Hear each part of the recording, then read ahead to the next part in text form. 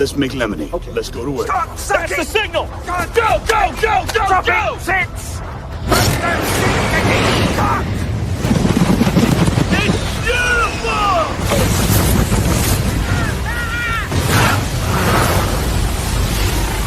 Mother Nature just pissed her pants, dude! Start your day with a jolt of energy and no-holds-barred opinions. This is The Rush, where Travis Justice and Ross Peterson bring you bold, unfiltered, and uncensored takes on sports, life, and everything in between. Buckle up and let's go.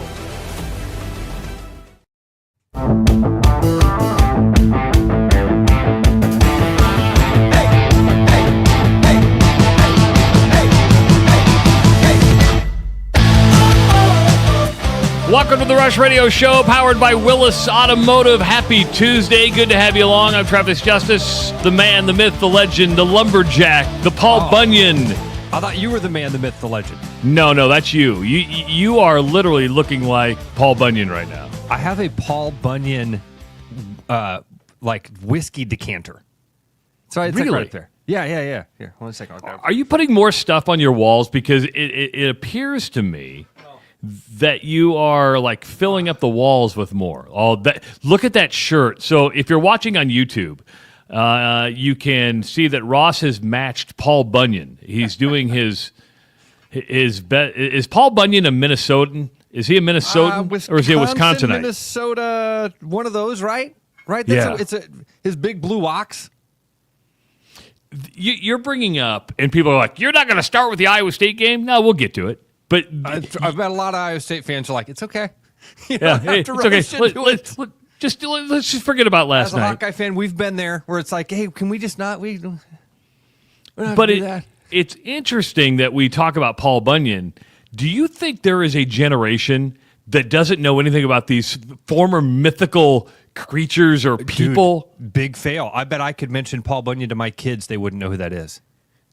Really? Big fail. I hadn't even thought of it. I'd never thought of it. They don't know Paul. I would, when they get up, I'll ask them. I bet they don't know who Paul Bunyan is. And the big blue, what was the name of the ox, by the way? Wasn't it just blue? Was it blue? I don't know what the name of Paul Bunyan's ox was. Maybe the brandy decanter tells us. No, it just says Old Mr. Boston, Paul Bunyan. Nope, doesn't say much. It was 80 proof brandy. 80 proof brandy. Babe. Justin wrote in Babe. And Charlie did too. Wow, lots of people knew Babe. Babe the Blue Ox. Look at us, the idiots. You know, and I should have remembered what the Blue Ox name was, but I actually forgot about the Blue Ox. Now, once I saw it, I'm like, oh, I forgot that he had the Blue Ox. But, you know, we always grew up knowing what Paul Bunyan was with the big axe. Yeah. So there's a generation of Wisconsin and Minnesota fans. They're probably playing for the Paul Bunyan's axe on an every year basis. Going, what is this Paul Bunyan's axe? Now, I would bet that if you're a fan, I mean, kind of like Floyd of Rosedale. If you're a fan of those teams, you understand. Then it means you've got a different avenue for learning that stuff. It's more prevalent. Paul Bunyan gets brought up once a year at your house. So I think those kids. Did Paul Bunyan have a cartoon? Was there a Paul Bunyan cartoon? Man, you're pulling on all sorts of memory files here. Why do I remember a thing of like going to some cave where Paul Bunyan? Why do I remember going to some cave when I was a kid? Like up in Wisconsin, we went to visit the family? Wisconsin or Minnesota, north of here.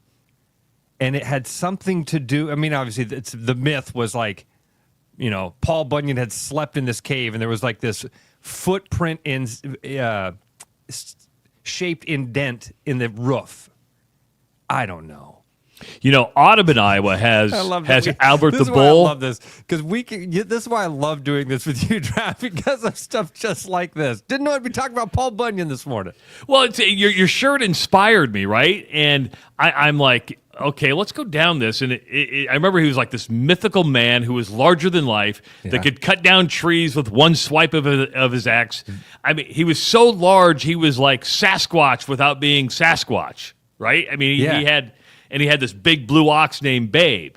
You know, in Audubon, Iowa, they have Albert the Bull. I don't know if you've ever seen Albert the Bull, but it's like the largest bull statue in the state of Iowa or maybe even the country. But apparently in Minnesota and Wisconsin, a lot of towns have statues of Paul Bunyan. So it's like, let's honor a guy that's not even real. But he had to come from somewhere. There had to be like somebody who was who was a forester who cut down trees, and he might have been called Paul Bunyan, but they've made him like this larger than life man because he was so effective at clearing out the forest. Now you've got me on a Paul Bunyan rabbit hole here. Okay, and we love it when Ross goes down rabbit holes. Dog with a bone here for the day. Historians believe that Paul Bunyan was based largely on a real person. Any time of frame of when he was alive? It says based on an actual lumberjack named Fabien Fournier. Come on. Fournier. Fournier. He was a French-Canadian timberman who moved south and got a job as a foreman of a logging crew in Michigan after the Civil War. 6 feet tall at the time when an average man barely cleared 5 feet with giant hands. He was 6 foot tall. Hold on. Paul Bunyan was my height. Here's what I'm shocked at. It's not that he's 6 foot tall. He moves down from Canada to Michigan after the Civil War, where the average height of a man was 5 foot. After 100 years ago, the average size was 5 foot. Now I've seen that in like the tail gunners in those, you could only be a certain height to get into some of those compartments and the turrets under some of the planes. So his real name was Fabien Fournier. He went by the name Saginaw Joe, rumored to have 2 complete sets of teeth, which he would use to bite off hunks of wooden rails, and in his spare time enjoyed drinking and brawling. Well, if you're a foot taller than everybody else, you're a foot taller. You have 2 sets of teeth, and you like to brag by chomping through trees. That's one of the things that you do. Hey guys, come out and check out this party trick I got. How many chew through this bur oak?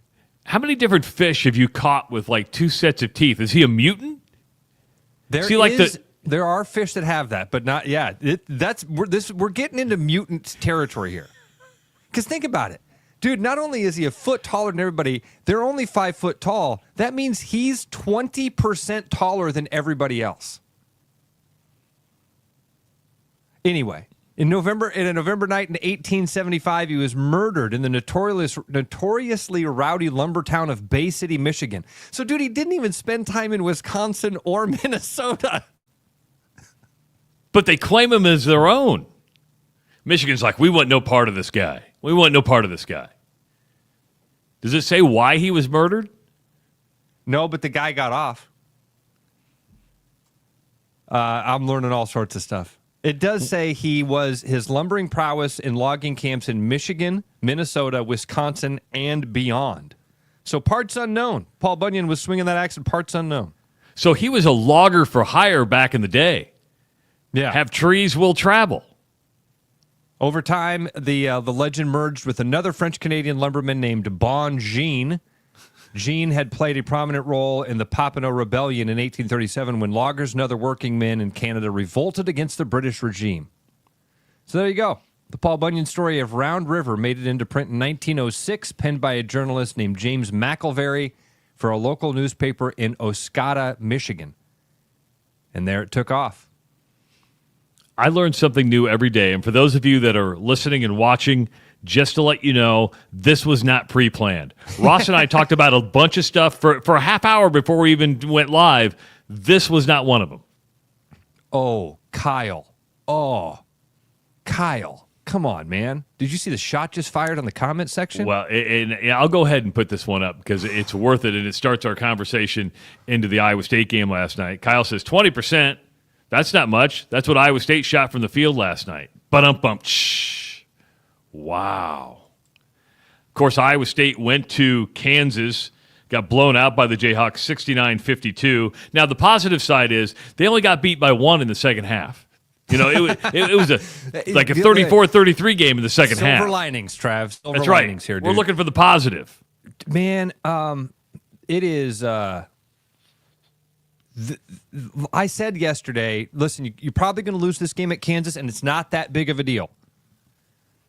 I didn't anticipate that game to look that way. And Travis, I'm glad you said that, actually, because it really was the first half of that game. It really was the beginning of that game. The first half of that game. It did not. Iowa State couldn't. It was the same thing that we've seen these last couple of games, man. They just didn't get started.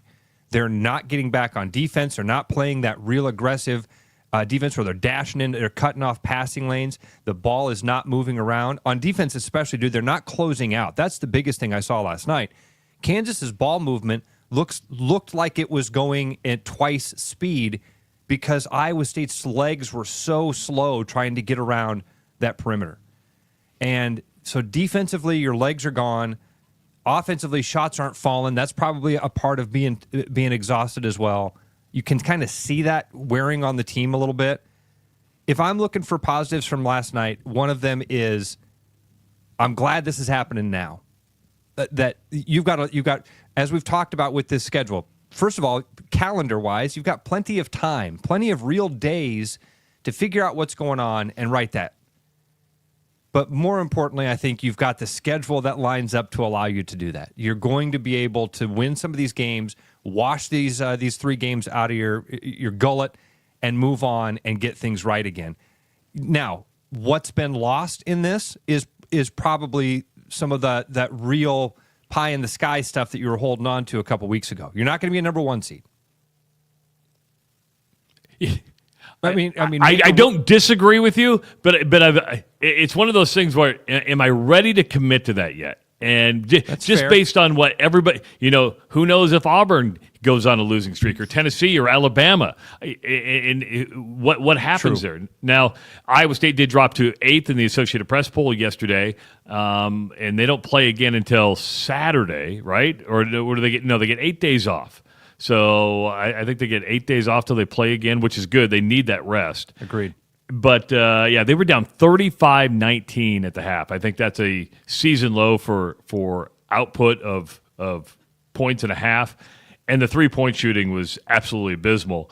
3 of 21 from behind the arc. Dude, and at one point, there's like 4 or 5 minutes left in that game, Trav. They said on the broadcast they were one of 15? To start the game again, there's like 8 minutes left, and they finally said that Iowa State was 1 of 15 from 3-point range at one point, and it did feel, man, like even as bad as they had played in that first half, came out in the second half. I remember they hit a bucket. There were just under 17 minutes to play, and it was a 16-point game. And I remember thinking, they can do this. This isn't crazy. They get a couple buckets, a couple stops. All of a sudden, we're looking at a 10-point game. Kansas, in that moment, got a 3, a stop, and a 3, and pushed it back up to 22 points. And I think they were going to the line or something. And it was like, oh, and now it feels over. And Kansas got to do last night, which it didn't get to do when it visited Hilton Coliseum a couple weeks ago. It got in transition. It was able to show its athleticism. And their players were able to, at Hilton, Iowa State dictated on defense and really clamped down on Kansas. They played, not saying they didn't play defense against KU, but KU was able to just do things athletically and get in transition. There was an alley-oop last night. I'm like, whoa, dude. That was big time. The one that from was half big court? Time. Yes. That right before halftime? Was that the second? I don't remember. I'm trying to remember. I was kind of dazing in and out, and that's the hard part when you're getting beat as bad as they were, and it kind of became evident that they weren't going to win the game. You kind of just. My wife's like, "You're snoring." I go, "No, I'm not. I'm watching the game." You're snoring. No, I'm not. I promise. You were snoring. I promise you were asleep. I'm just breathing heavy. That's what I'm doing. I'm breathing heavy. I'm relaxing. So that was that. So, Trav, here's another thing I noticed last night, and I'm not picking. I promise you, this is not me picking on my Iowa State fan friends. I promise that. I've said this with other teams before. Like, when the White Sox are playing well, but your White Sox friends, or the Twins are a great example, because sometimes the Twins will be having a really good year, and you'll talk to like Tommy Birch and be like, Tommy, Twins are playing great. And he'll go, no, they're not. No, they're not. They're not playing as well as they need to actually compete at the big level. And then a couple of weeks later, you see, and they hit the skids. The guys that are really tuned into the team pay attention to what they're saying. And last night, man, very early on, a lot of my text threads from Iowa State fans were like, not tonight. This one's over.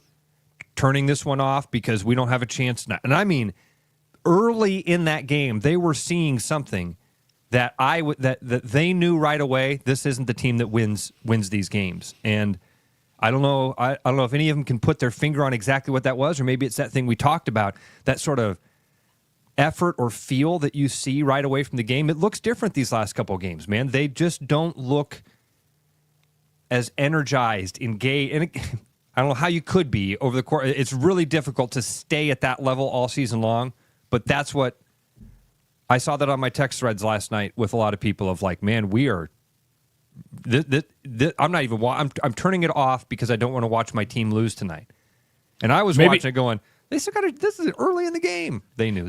Maybe the fact that they hit 3 of their 5 buckets or 3 of their 8 buckets within the first 5 minutes of the game, and they only ended up with 8 in the first half. 8 baskets in the first half.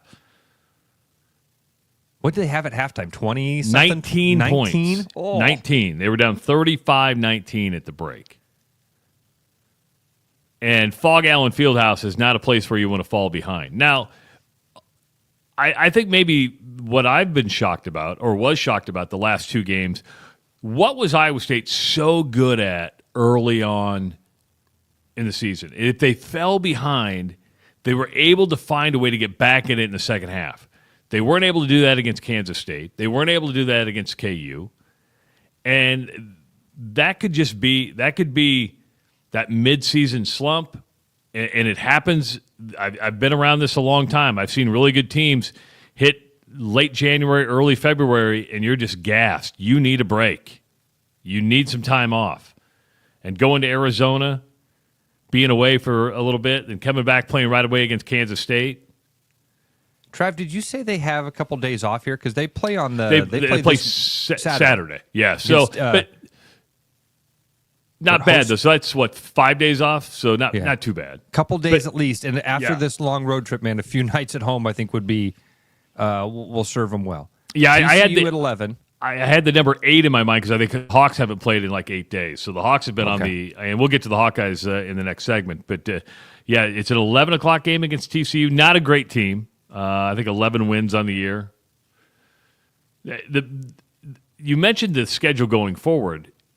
It is. They're 7-4 in the Big 12. They're not out of it by any means. Man, these 3 Travis, you just said they're 7-4 in the Big 12, and I thought, no way, no. Yeah, these 3 losses, and they were 7-1 a week ago, 10 days ago, whatever it was. But now you have Houston with 1 loss. You have Arizona with 1 loss. Yeah, Arizona ranked now. And you lost Arizona on the road. You have to go to Houston on the road. Texas Tech has 2 losses. You beat Texas Tech on the road. And you don't have Tech again. No. And you don't have Arizona again. Yeah, play Arizona at home March 1st. They do have Arizona home? Sorry, I missed that one. Yep, Arizona at home on March 1st. You have Houston, as we talked about yesterday. That one is at Houston on February 22nd. Again, Trav, we're falling into that thing that we do where they lost last night. They've not been playing great basketball these last 3 times out, so it's really easy right now to look at this schedule and go, oh, boy. Oh, man. You could lose a lot of these games. Yeah, but they could win almost every one of them. True. I don't think you're winning at Houston. Beating Arizona at home? Hell yeah. Hell yeah. You had to beat at Arizona. Right. Give me 3 weeks with TJ Otzelberger to fix this thing. I think they beat Arizona at home. So it's just really hard right now. Last night was tough, and I went into that game thinking, hey, probably going to lose this one. Not that big of a deal. just kind of prepare yourself for it. It was the way that it went down. With about 5 minutes left in that game, I'm going, man, something just doesn't feel right. And again, Trav, I'm glad you pointed out that they only lost that second half by a point because it didn't feel that way. No. I mean, again, when you're watching the scoreboard tick, maybe that's part of it where you just don't see your team closing the gap or whatever, but it did not feel like they were staying with Kansas in that second half either. And maybe it's because Kansas kind of took their foot off the gas or something. I don't know. No, it doesn't feel it because you're not making a dent in the score. Right. So when when you're playing even and the score doesn't get any closer, you're like, we're not doing anything here, right? Yeah. It's just like, and then you look at it and go, oh, we played even. Who would have known that? I do think when Milan comes back, this team will be much different. It's got some depth problems right now, and that's why what are they now? I think 3-4 with Milan out. I just shut down my computer. No, it's fine. Just I'd have to go back and look. But yeah, that would seem about right. When did he go out? Before the Kansas game, right? I think so. Because that's the game they won. They did, but you're right. Since that Kansas game, Trav, they are 3-4. Wins against Kansas, UCF, and Arizona State, and then those losses to West Virginia, Arizona, K-State, and Kansas. 3 of those 4 on the road. 2 of them in really hard places to play. Really, the only bad loss in that, because losing at Kansas is not a bad loss. It's just not. No. Losing at Arizona is not a bad loss. The Kansas State game was a bad loss. Yep. Because losing you're at at West home. Virginia is not a bad loss. I don't think so either. Because I mean, West Virginia's been near the top. It's been in the top 25, in and out. But yeah, the worst loss of the year is to Kansas State because there was just so much build up to that. You're at home. You have a 29-game home winning streak. So Noah on our chat had a great line from John Walters last night. Did you see that? And I wasn't listening to John and Eric, but John said Fog Allen is not a place where you want to find answers. It's not. Amen, John Walters, on that line, because it's a brutal place to play no matter what. And when you're not at full strength and you've been on the road, you're on tired legs, your confidence is shaken, you got 3 strikes walking to the plate. 515-517-2303. Let's go to the phones. That's where Moose is. Moose, welcome to the Rush Radio Show on therushradio.com. What's going on? Good morning, gentlemen. Yeah, I watched that Iowa State game last night. Yes, I am an Iowa Hawkeye, but I'm only an Iowa Hawkeye when they played the Iowa State Cyclones. Otherwise, I'm an all-Iowa guy. Anyway, it's like the old movie quote from Hoosiers with Shooter giving the scouting report. Watch that purgatory of a gym, a.k.a. Allen Fieldhouse.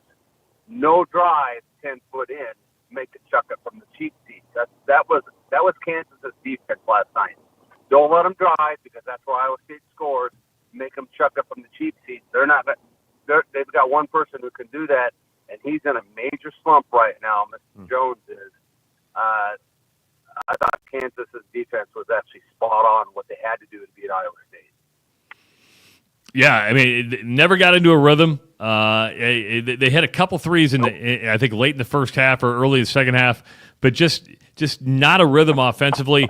And Iowa State maybe with one of the worst defensive performances we've seen in some time from the Cyclones, as Kansas was able to dictate, get into transition, and really show that athleticism. And I agree with you, Travis. I think their defense has not been as aggressive. I think they're tired. I think their legs are gone. Missing Milan has been horrible on the depth. Heidi's not giving him anything off the bench. It's just there's a lot of factors going on right now with the Cyclones. All right, Moose. Always good to catch up, buddy. Hey. All right. Talk to you all later. Thanks, Moose. Good to have Moose along with us. He's down in Texas. Do you think he feels like just like an outcast down in Texas, being a Hawkeye? Again, Trav, I hate to assume what people are thinking. Here's the response I've seen. I think that he is grateful to have a connection back to Des Moines. He's obviously yearning for some, like longing for something from Des Moines or missing something from Des Moines, and we get to kind of provide a little bit of that Iowa connection for him down there. And that's what I've learned is really cool about the YouTube show. People that have moved from Des Moines that really loved listening to us, they were able to find us again. And I've had a lot of people reach out and be like, man, that's the really cool thing is the connection that I can have back to Iowa being out of the state. Yeah, it makes it a lot easier to get. Now, we brought this up earlier about Iowa State. We might as well keep it going. Now, Joe Lunardi, last check this morning, has not updated his bracketology, and I don't think CBSSports.com has done either. Check out Bracket Matrix. That's another one you should check out. Yeah. That's been a while since it's been updated because I checked yesterday. Do you think they drop to a 2? Do you think they drop to a 3? Man, that's tough right now. Probably into that 3 line today, but again, you're so far off. You have so many opportunities to move back up. I don't think that you're. And I want to probably go back on something that I think you kind of corrected me on. They haven't played themselves out of that possibility of being a 1 seed. No, it's hard, and you might have to. You might have to go on and win the Big 12 tournament, or get that win at Houston and beat Arizona and win the rest of the way. I mean, there's a lot of hurdles to get back up there, but it's not gone. So right now, I think, Travis, the best spot to be anticipating is that 2 or 3 line. Bracketology, bracket matrix, all that stuff, probably going to have them on the 3 line today. You were the number 8 team in the country last night, and you got beat in a bad way. And so you're going to fall a little bit. I don't think you're out of the top 15 or anything like that, but I do think that when bracket matrix and those things come out, you're probably looking at a 3.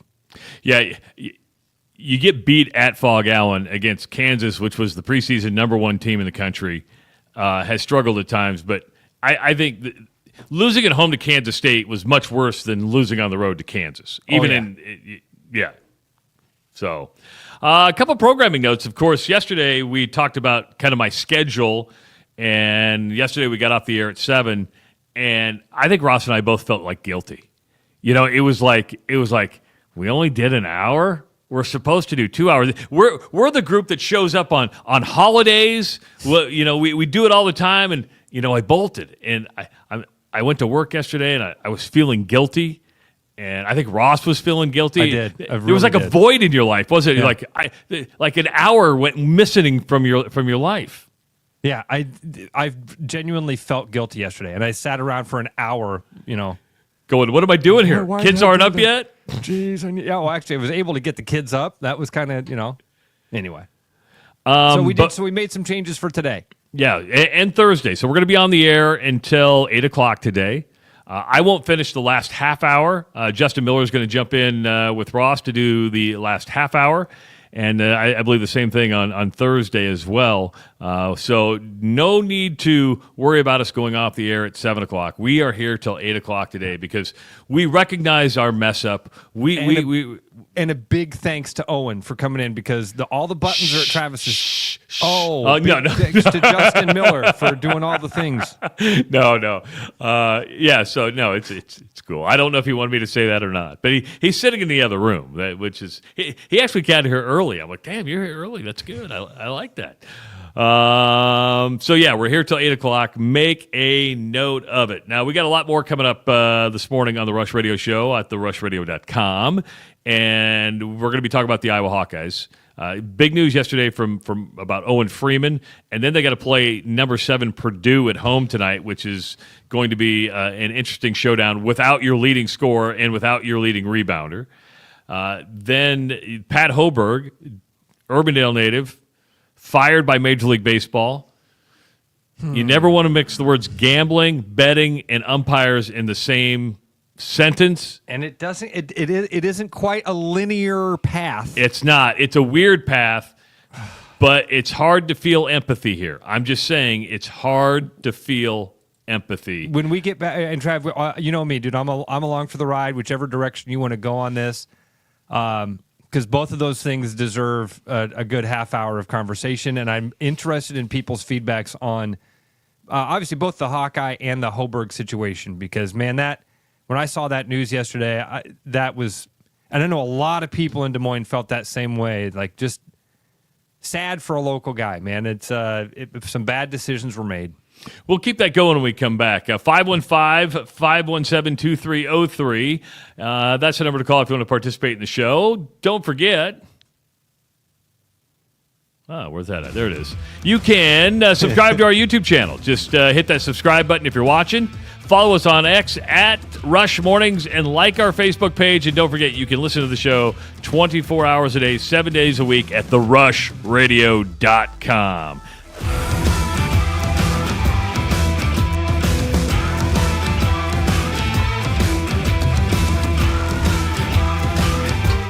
Missing a quality home-cooked meal?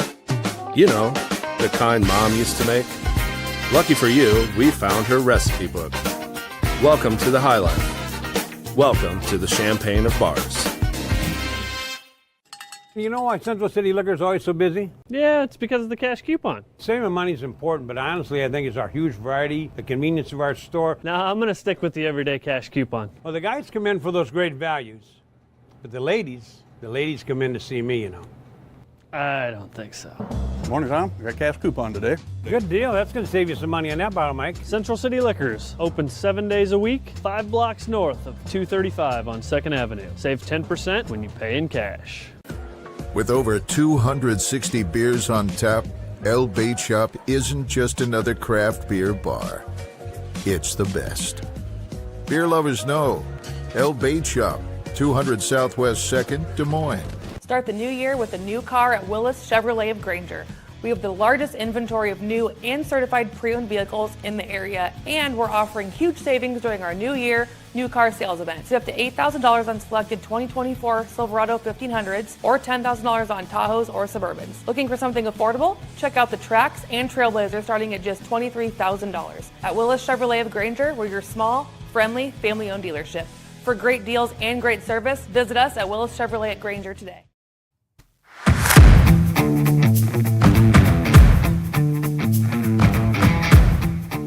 Listen all day long at therushladio.com. That's therushladio.com. Just click the Listen Live link.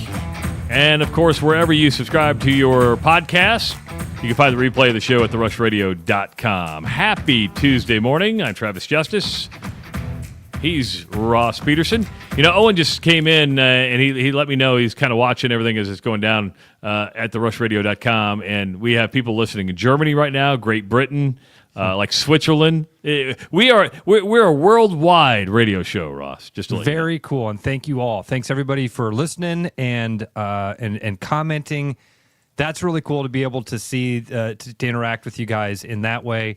And especially big thank you to all of our sponsors, because this isn't possible without Willis Auto and Central City and El Bait Shop and High Life Lounge. We got a few more sponsors that have jumped on. In fact, today, Travis, we're going to be talking about Bats and Bugs Pest Solutions. Bats and Bugs. You got bats, I got the dude for you. We got the dude for you. Bats are scary, man. You don't want the bats in your house. I learned a lot in my conversation with the Bats and Bugs guys. First of all, that they actually go they hibernate. I didn't know that bats did that. I'm an idiot. And they're nocturnal, right? I knew bats that are part. nocturnal. Yeah. And they hang upside down. That's about what I know of bats, and that they freak me out. The cool thing about telling people about bats and bugs is most people don't want to have that conversation like, oh my God, I got bats in my house, because it has this perceived, but they want to know a guy. They want to know a guy. And guess what? We know we're that guy. And we're going to put you in that. We're going to put you in that position. Just to let you know. 515-517-2303. As we went to break, we were talking about Pat Hoberg, and let's just transit, because that's a big. Not only is it a big story nationally, and it is a big story nationally. It is a big story locally, because Pat Hoberg is from Urbandale. On the old show, he joined us when Lou Yasnich retired from Grandview. Yep.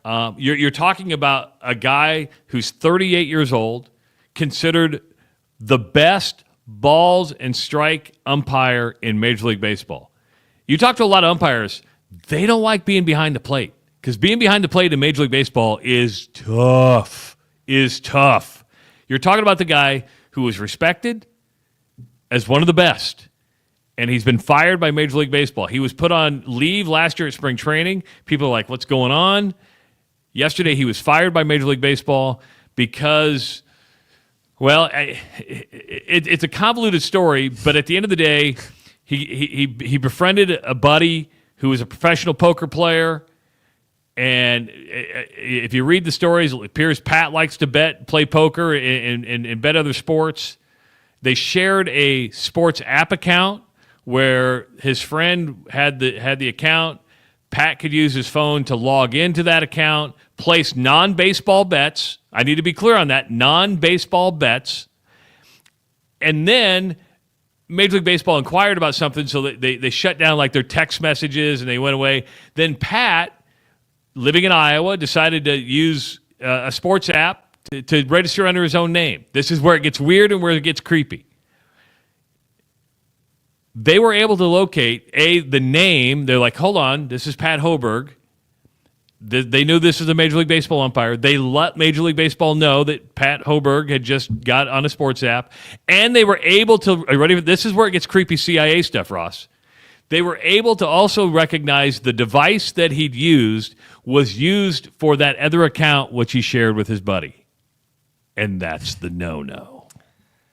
Again, man, it's not... I don't want to make excuses for it because it's absolutely a no-no. But at the same time, when you read the story, it is pretty easy to see how a guy could fall into this. It's real... You run into a deal. The way I understood the story, I think you said it, Travis, he met this guy back in like 2014, and this guy was a professional poker player, and they struck up an actual friendship. It wasn't like, hey, man, you want to do some gambling? You want to do this shady stuff with me? They were literally just buddies. This guy apparently came to Iowa a bunch, spent time with Pat, and that was kind of how it started of like, oh, well, I'm in Iowa where now they've legalized gambling, so I can open this app. And that's where the line started to blur, and that's when he started to make the decisions that if you could go back, you'd go, man, that's the day we screwed up. He didn't bet on baseball. It's not that Pat Hoberg was there with money on games that he was behind the plate on. That's what the headline kind of, when you see it initially, you're like, oh, shit. Local guy does bad. It's not quite that way, man. It's going to have that feel, and Pat, his career's over. They said he can appeal it and he can come back. He is one of the most accurate umpires in the game, Trav. I've done this before with people. I've thought a mistake was going to end their career. Does this end Pat Hoberg's Major League Baseball career? When you and I were talking last night, because when this came out, I'm like, dude, we got to talk about this. And when we knew we would, I thought there's no way. But then I started reading the comments from Rob Manfred, who basically said, we have to do this because just the appearance. He shouldn't have done. Yeah. But when I heard him say, hey, Pat Hoberg can apply for reinstatement in 2026, and Rob Manfred made it very clear through all the evidence, there is not one thing that shows that Pat Hoberg bet on baseball, helped his friend win games on baseball, or even had, when he was calling a game, there were iffy calls. There was no evidence. And the fact that Rob Manfred made a point of saying that made me believe maybe there's a glimmer of hope that you can say, and Pat at least did a mea culpa, and that was, yeah, I screwed up. I should have never done that. It was a poor thing to do. But I think the right thing for Major League Baseball is to say, hey, this is going to get out there. Our stance against gambling. We benched you for a year as we did the investigation. If we say we have to, as a league, to say we can't have this associated with Major League Baseball. Now you can come back and apply, and we can go, hey, there was no evidence. You admitted you screwed up. You're one of the best umpires in baseball. Your calls have reflected that. You can come back. Now, does it happen next year? Does it happen 2 years? I don't know. What's your gut feeling, Ross? Do you think Pat Hoberg is done? That's why I kind of stopped mid-sentence there, dude, because my gut feeling kind of changed halfway through that when I'm like, oh, it's too bad this mistake ends your career. Well, wait a minute. I've done that with people before. I've done this a lot in my life where I've thought, oh, again, that church of here and now. Well, people are mad at Pat Hoberg. Well, he's never going to be a Major League Baseball umpire again. That's not the way it works. We love the tear him down, build him up. We love it. And he's well respected. I think a lot of people will look at this as a pretty innocent and honest mistake. Now, there might be more that comes out of an investigation, and there are some things that do seem a little bit odd with this, but that's going to be the case with almost anything that gets an investigation and has a headline like this. And we're all very suspicious people anyway. So we're I'm always leery of the things I'm told. My gut says, Travis, that 5 years from now we're having some sort of conversation about, hey, Pat Hoberg, remember the Grandview kid that he played basketball at Grandview? I called his games there. There's a couple questions coming in, and one is Mike asked, why share an account? Well, because I think deep down when you're a Major League Baseball umpire, you go, it's probably not good for me to have my own account, right? I mean, I think there is that little, should I do this or not? Because I want to bet on a basketball game, or I want to do something else. And again, no. So you go, Trav, hey, am I misunderstanding part of the story? That I guess I thought the way that I was understanding the timeline was that,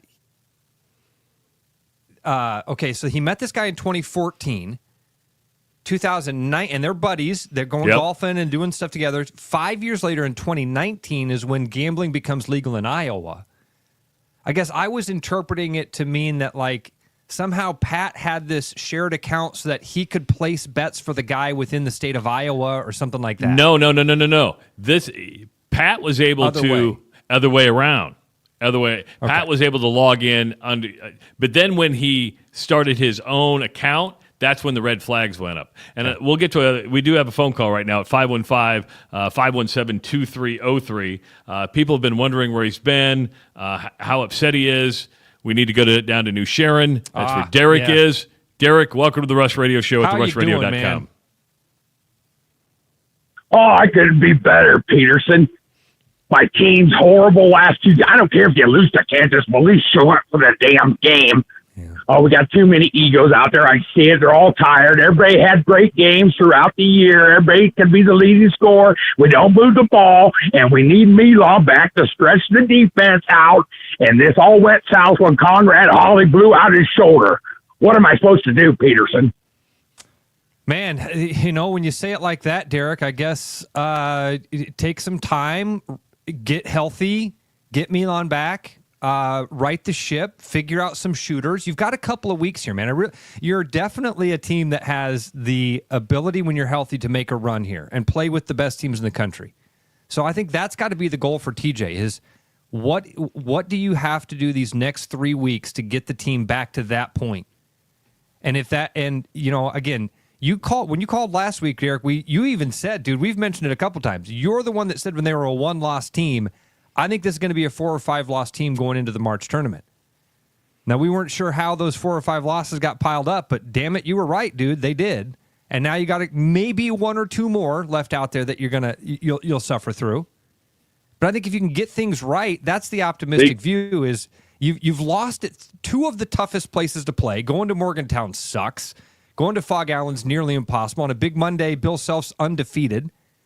You were on the road for a long time. I feel like I know I'm making a lot of excuses here, but I do feel like there are a lot of little reasons that pile up to say, all right, maybe it's not as bad as last night looked and felt. Derek, that's true. I just don't want to fall any below. Yeah. How come you never asked me what you should do? Because I would have said, go to the garage and grab yourself a Blue Yummy. That's what I would have said. Just drink your pain away. Trav gives better advice. No doubt about that. Yeah. Hey, I got a question for you fellas. Now, correct me if I'm wrong. Doesn't University of Iowa have its own women's wrestling team? Yes. Then why did they send those instead of the guys on last Friday night? What a massacre that was by the greatest wrestler to ever put on a singlet. And I got Purdue tonight. Whatever the spread is, double it up. You guys have a great day. See you, Derek. What if, and I don't think this happens, but what if tonight is one of those addition by subtraction things?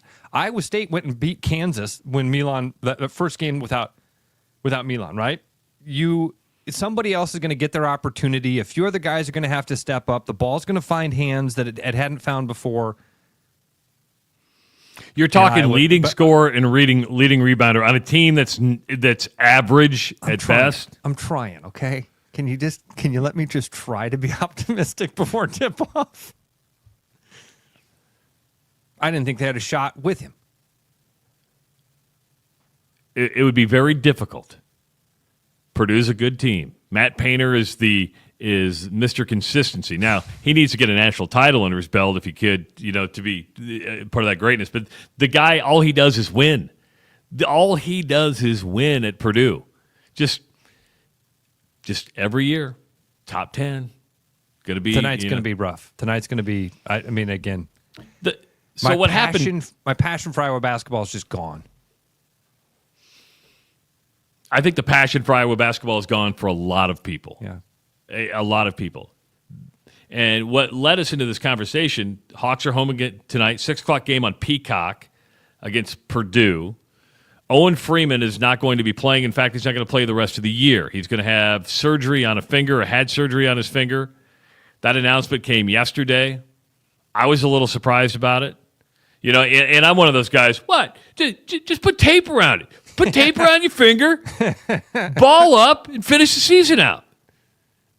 Now, that's obviously the injury is a little more significant than just taping your finger up. But, a lot of people are asking, have we seen the end of Owen Freeman in an Iowa uniform? With the transfer portal, very possible. With the transfer portal, but I also think that we're seeing the end of Fran McCaffrey too. I would agree with you on that. He kind of seems, I don't want to say checked out. That's not the right term because that's an insult. That's saying that the guy doesn't care about it, and I don't think any of that. Something's gone. Something's gone. The passion, the fire, the energy, whatever you want to call it, man. The aura, the flow, the feel is bad. The energy around that team is bad. So change can't hurt. I don't think this is an NCAA tournament. I haven't thought they were all year long. And so now if Owen Freeman, if what's best for him for the next couple of years is to not tape it up and to go get surgery, then go do it because you're not playing for much this year. I think that's probably what you reached the point of the season. Realistically, what can you do? Am I better off getting surgery and preventing maybe further damage down the road if I play with it more and get myself in better shape in better health if I were to go into the transfer portal? I hope he doesn't. I like Owen Freeman. He 6'10", 16 points a game, near double-digit rebounds per game. The everything that you want to say for that team. He's the leader. So you just hope that you get that thing that Iowa State benefited from. And you do see teams do this from time to time in these situations up against a big opponent. You've got to change a lot of stuff. So Purdue's not ready for the team. They haven't practiced for the team that Iowa is going to be tonight. 515-517-2303. We talk about Iowa State, he calls, and we talk about Iowa, and he calls. He's got to get another word in. Moose, welcome back to the Rush Radio Show at therushradio.com. And you're right, guys. I live and die Iowa sports, and that's the reason why I listen to you all, is because, it's bringing back home. It's my home. It's where I'm from. I'm originally from near the Fort Dodge area. But anyway. He already said Fort Dodge. Did you hear that? There was no T in that, Trav. Did you catch that? I heard that. Fort Dodge. Fort Dodge. Fort Dodge. So go ahead, Moose. What did you think about the Hawks? That's the appropriate way of saying Fort Dodge. Fort Dodge. Anyway, Owen Freeman, I think, has played his last game in Iowa uniform. I believe he is going to transfer west to the Big Red. along with his girlfriend, who happens to be Taylor McCabe. I think she's going to go home. I think they're going to have 2 people in the transfer portal. Why would hold on? Why would Taylor McCabe leave Iowa, where she's starting, hit 3 big 3-pointers the other night? Why would she go back to Nebraska? Because I don't think she's playing the amount of minutes that she thinks she should be playing. I think she is playing the amount of minutes that she should be playing, but I think she thinks she should be playing more. I mean, she was the Nebraska Gatorade Player of the Year when she came out. It's where she's from, is Nebraska.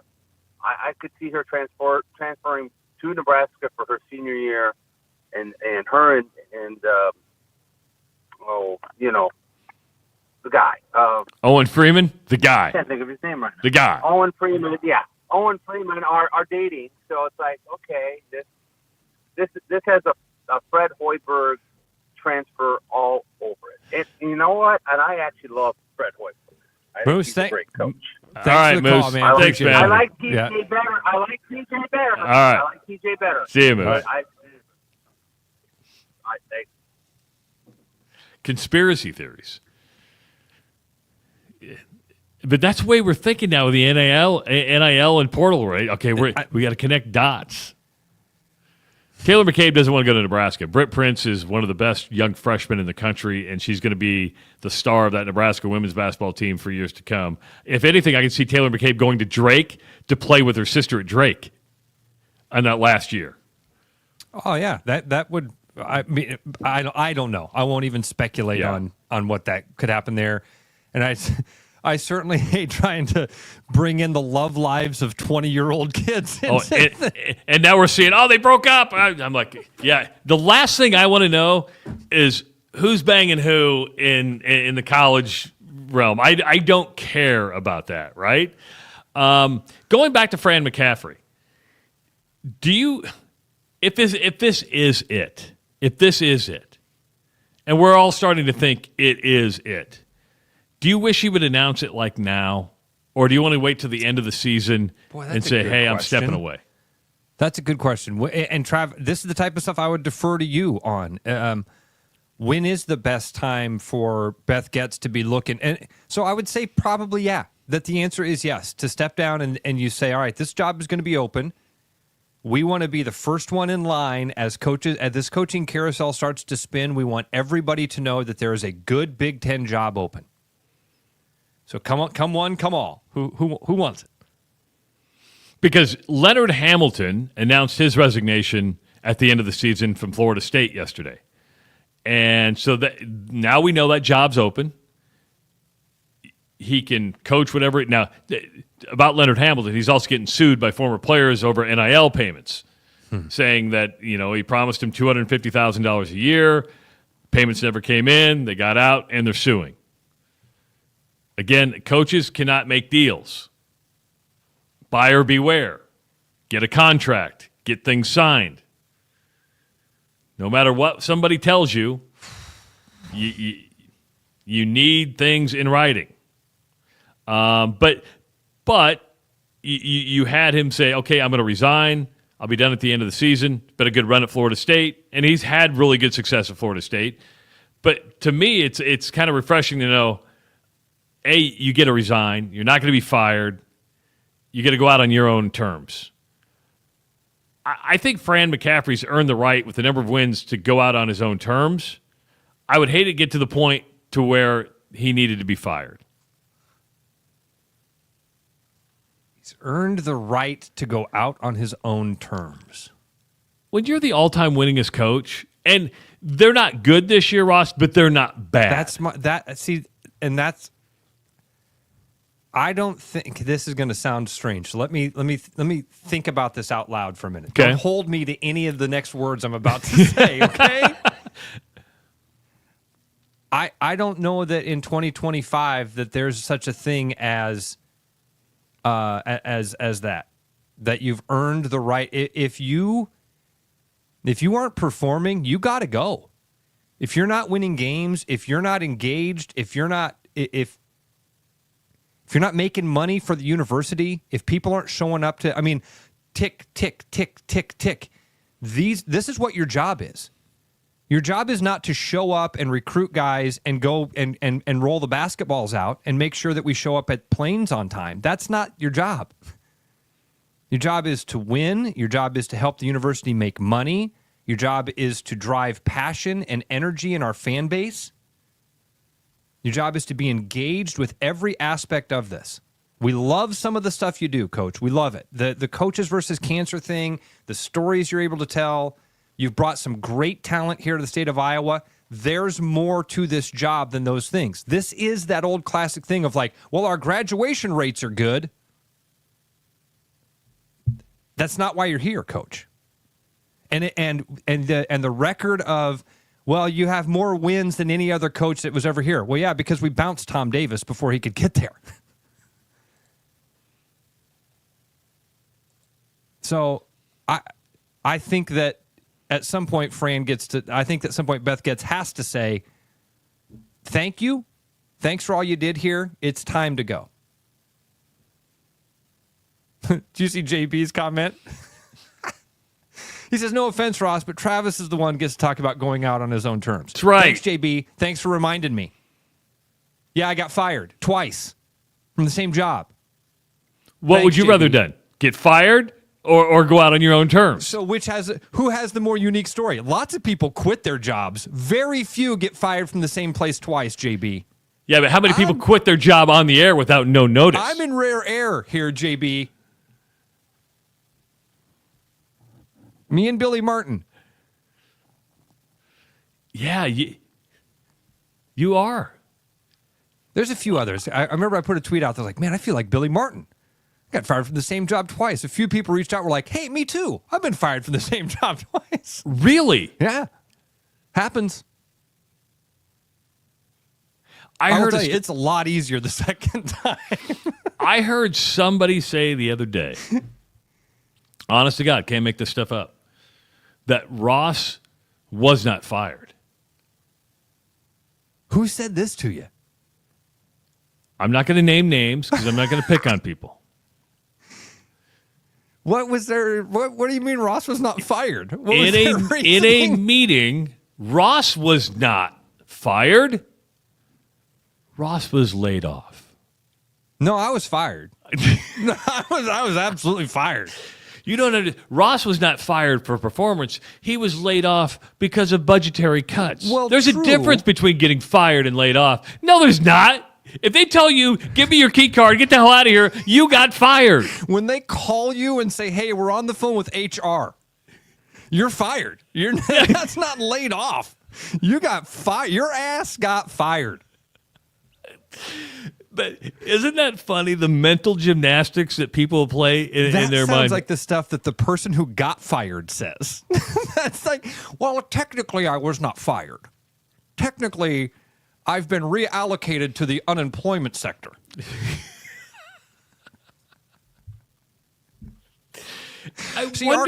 Our company just has different pathways, and they've decided that my pathway is one that doesn't include a paycheck.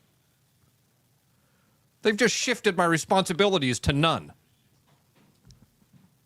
I wonder if that was like the talking point bullet thing that they said when you go meet with clients and they go, you fired my buddy Ross Peterson. This is your talking point. Is that no? You say Ross was not fired. No, he was not fired. He was part of a corporate cutback and laid off. And then the proper question is, so when things get better, you're going to bring him back, right? I mean, you furloughed him. You can bring him back. Well, no. Exactly, right. That's not going to happen either. We've just suspended his paycheck and responsibilities on a permanent basis. That's all we did. We didn't fire him or let him go or lay him off. We redefined his role here to be nothing, is essentially what we did. And then renegotiated his pay to be zero. But he wasn't fired. We wouldn't fire a guy. That's good. Did you see? Dean says at his last job, he was told he was being put on permanent laid off. There you go.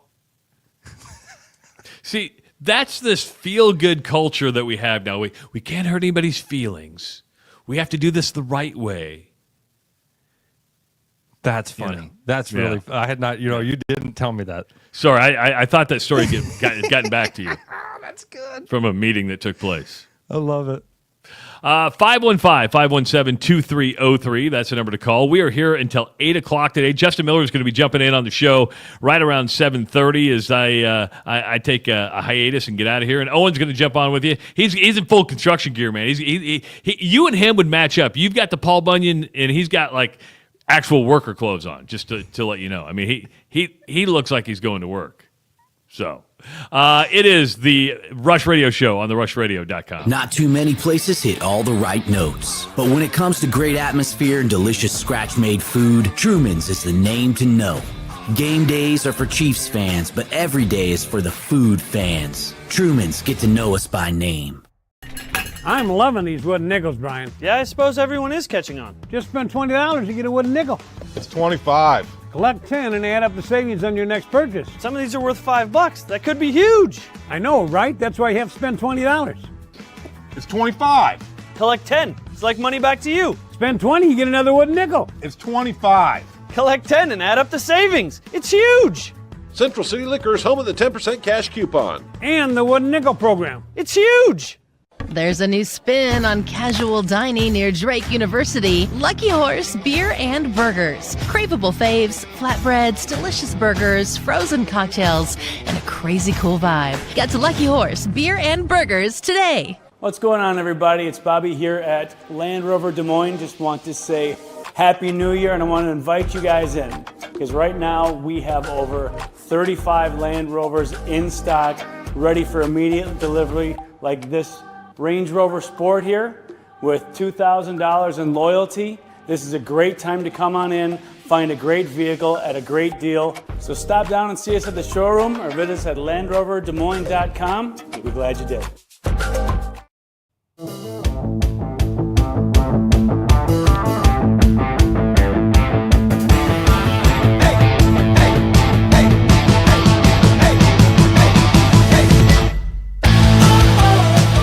Hour number 2 of the Rush Radio Show at therushradio.com. If you're watching on YouTube, take a second to subscribe to our YouTube channel. Be great to have you part of the family. Follow us on X at Rush Mornings. And, of course, you can always like our Facebook page. Not that we do a lot on Facebook, but it's like one of those must-haves, right? You're like, do you have a Facebook page? Yeah, I guess. We have one. We have one, and we do plan on going live on it, but it's like a 60-day hold or something. 60-day hold on those guys. Can you believe Facebook? I mean, YouTube, we went live from day one. Day one. X, we were there. We could hit a button. Day one. Hit a button. You're live. I don't know why they make us wait 60 days. But how you doing there, buddy? You talking to me? Yeah, I'm talking to you. I'm doing okay. All right. Just kind of that hour reset, where we kind of reset, get everything, because some people are just jumping on now. My ego is big enough that I like to think everybody watches the entire 2 hours. That was one of the things yesterday, Trav, when we did the 1 hour. That was the only thing that let me kind of like process it in a good way, was to think most people don't listen the entire time. So we at least had 1 hour that people were able to kind of consume. And we did try to move through all the stories really quickly yesterday. So I hope that hour was enjoyable. But we did feel guilty enough that we're going to make sure we don't do that again. And it was funny when I posted the show for today last night, and I put the new time on. I said 6 to 8, and people were like, "Oh, you're going to 8 tomorrow?" Because they'd heard me say that we were going to go to 7, but yeah, we're going to 8. Of course, if you missed any part of hour number 1, you can always go listen to the replay when the show is over at therushradio.com. And wherever you subscribe to your podcast, it'll be up there right after the show. Iowa, of course, in action tonight against Purdue. Purdue ranked number 7 in the country. Drake, I know you're going to talk probably more about this with Justin Miller later on. Drake takes its 8-game winning streak on the road. The last game it lost was, I believe, to Murray State. Was that their last one or their first? Because they lost the 2 back. They lost to UIC right? and then lost to Murray State. Yeah, right. Okay. Yeah. And so here's a chance to avenge that. You've had Bradley lose 2 in a row now. So Drake is sitting by itself in first place in the Missouri Valley Conference. Yeah, and as you say, Trav, a chance to not only avenge that loss, but to extend that lead. Right now, really, in baseball parlance, you're only up really a half game or a game on Bradley. Right now, Drake 10-2 in the Valley, and Bradley 9-3. And again, not that those things really matter, but the best thing for Drake, the best possible thing for Drake, obviously, is just win out. If you can win every game and you can go into March, right now they're a 20-win team. If they go into the Valley tournament 28-2, win 2 games. Come on, and we talked about this last week. We talked about it last week. You could literally be a 30-win team and not get into the NCAA tournament. I'm afraid that's the situation that they're in. So, you're in a great position right now to get that double bye in the Arch Madness. Sit around, wait until for an opponent who's played a couple of games to show up. Man, it's just a crappy situation to be in. It really is, because you feel like you've done everything you possibly could. You've dropped a couple of games in conference. And that might be enough. And the sad thing is, what do you tell players? That's the reality of the situation. Sorry, guys, we're a one-bid league. Hate to put the pressure on you. And this has been a conversation that has stirred around when it comes to NCAA tournaments a lot. And that is the value of conference tournaments. Obviously, money makers. But what's more important over the course of a season like the Missouri Valley Conference? That you win that league, which is a grind, or you go get lucky in St. Louis and you get the crown achievement? Which is more deserving of that reward at the end? It's absolutely the regular season, but that we're way past that. We're way past that. The money that is involved with these conference tournaments, the pageantry, and the tradition now that we hold on to of like, well, that's what matters. And if you can win a tournament, even if you're a 3-win team in the regular season, damn it, you won that tournament. You deserve the reward at the end of it. And Drake can go and, just imagine you stub your toe. You happen to lose that first game in Arch Madness. You're a 28-3 team, and they're going to look right past you. You didn't even get to the conference championship? You could keep the conference tournaments and still say, hey, you're automatic qualifier, because I believe the conferences determine who their automatic qualifier is. You could say, hey, the regular season, because of the grind, is going to get the automatic bid. Conference tournament, you get an automatic spot in the NIT. And if you're good enough, you might get an at-large play-in game in the NCAA tournament. Okay, wouldn't you get this? Wouldn't you have the same thing apply to the conference tournaments that we see now with bowl games and football? So, like in that scenario, what incentive would Drake have to actually show up at Arch Madness? Genuinely, you'd have zero incentive. We're already into so maybe what you do, Trav, is you say regular season champion goes to March Madness and does not play in the conference tournament. Could do that. But then you're looking at almost 3 weeks off. Remember, they play their conference tournament a week earlier. You're already sitting a week until Selection Sunday. That's a long time to rest before you play again. You're losing a lot of momentum for your conference tournament. Not even having the best team show up there. So I don't know what the right answer is, man. I really don't. They're never going to abolish the conference tournaments. There's too much involved with it. And they're fun, right? People like to travel. They like to go around. I think it's the Ivy League that is having a conference tournament for the first time this year. It was always just the regular season champ. But the Ivy League has said, well, maybe we can make a little money with a conference tournament, and they're going to have a conference tournament. And it's different for all. I'm not comparing the Missouri Valley Conference to the Big Ten Conference or the Big 12 Conference, because that's apples and oranges. But I do look at the grind of the MVC, where you could have a 28 to 30 win team, not get into the NCAA tournament. The most important thing is just take care of that. Make the committee make that decision, meaning win these games.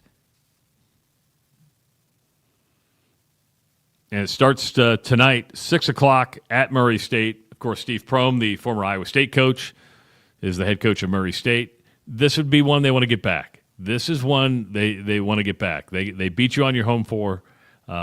Keep that winning streak going, and get excited about Drake basketball. This Luka Doncic trade is it's crazy. There's more fallout from this thing. Yes. Are you ready for this? Nobody in the NBA was made aware of what was going on. Like other NBA execs found out the way everybody else did. They got on Twitter or they got on ESPN.com and went, what? And now these executives are ticked off because they're like, hey, we would have liked to be in these conversations. And by the way, most of them are saying privately, you got fleeced. We would have given you a lot more than what you got from the Lakers for Luka. A 25-year-old perennial all-star who can be the face of a franchise maybe for the next 5 years. You guys traded him for a dude that's known as street clothes and a draft pick in 5 years? And as one of our listeners commented yesterday, also don't forget that the Lakers did trade a guy that Ali Farouk-Manesh beat in the NCAA tournament. So they did get that guy too. NBA execs that's what I saw this morning, Trav, was the fallout from that continues to be like NBA execs saying, you gave this guy away. You should have told us. And by the way, good job on both of you for keeping this quiet because like you said, Travis, most of the time, almost every time, this stuff gets out. Other people get involved. You get a few phone calls that say, hey, don't trade him to L.A. Let's work something here.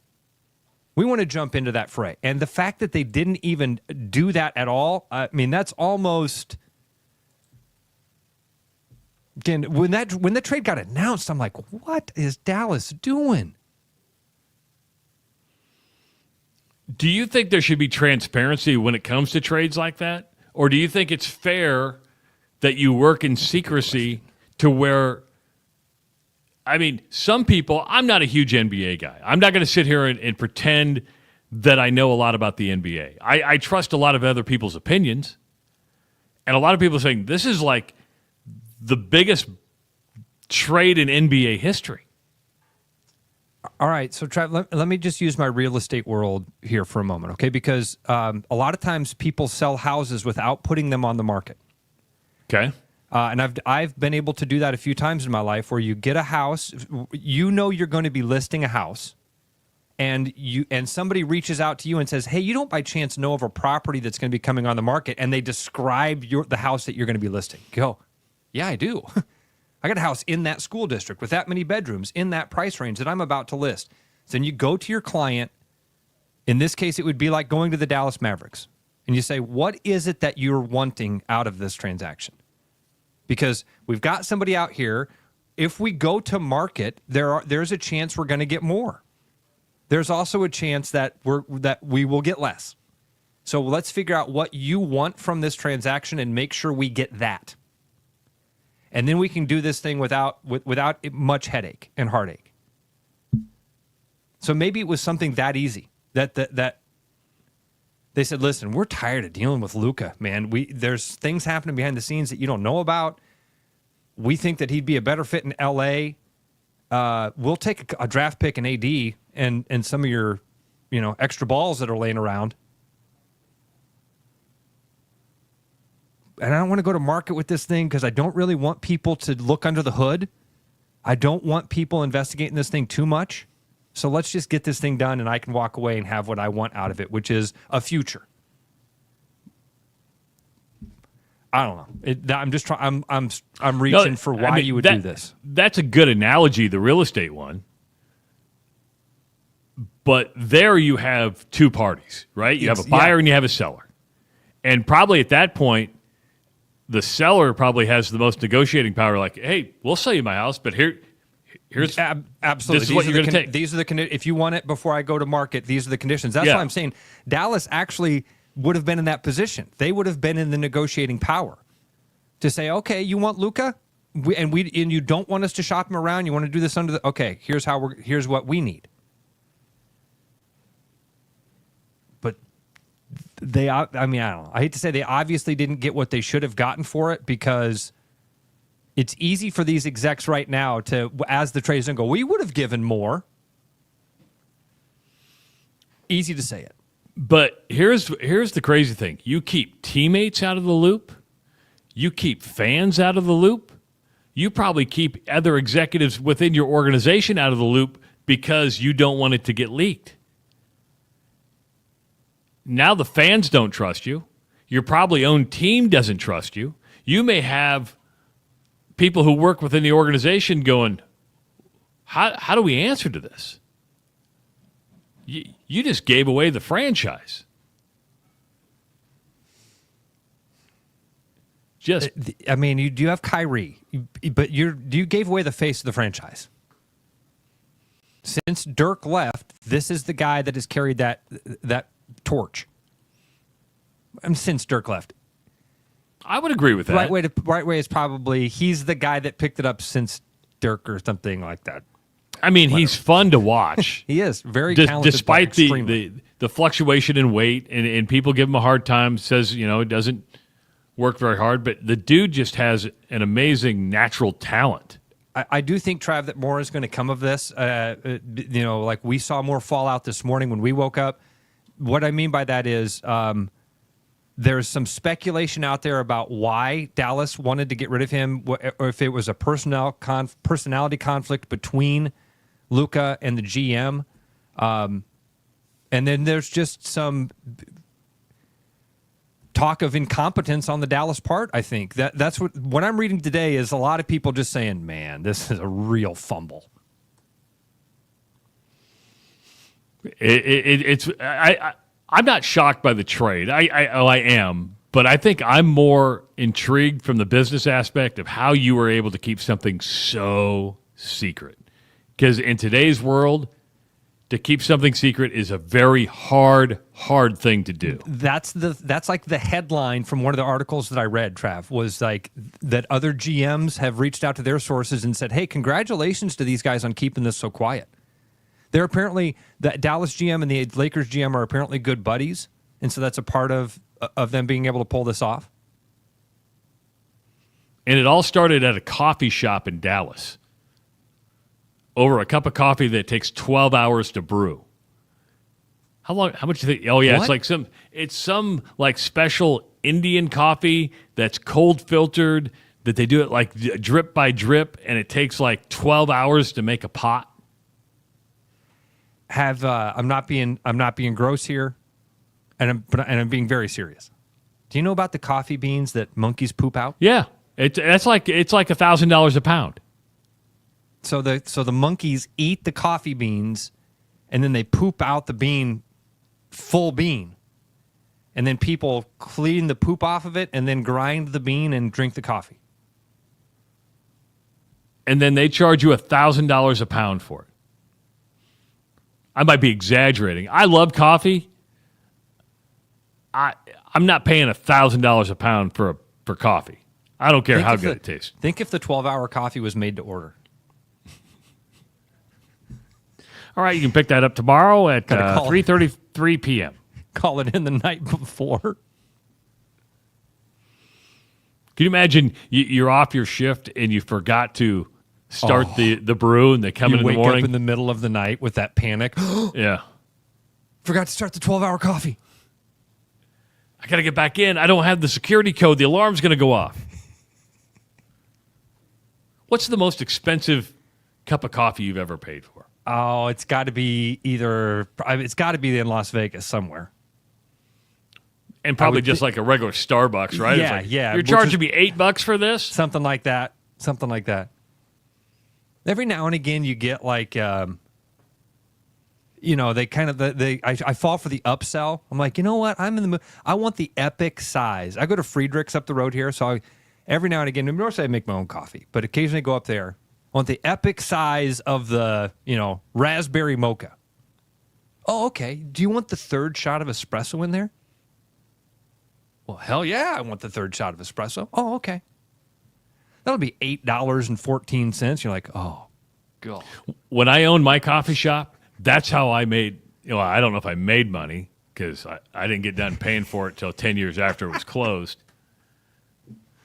But we would upsell shots.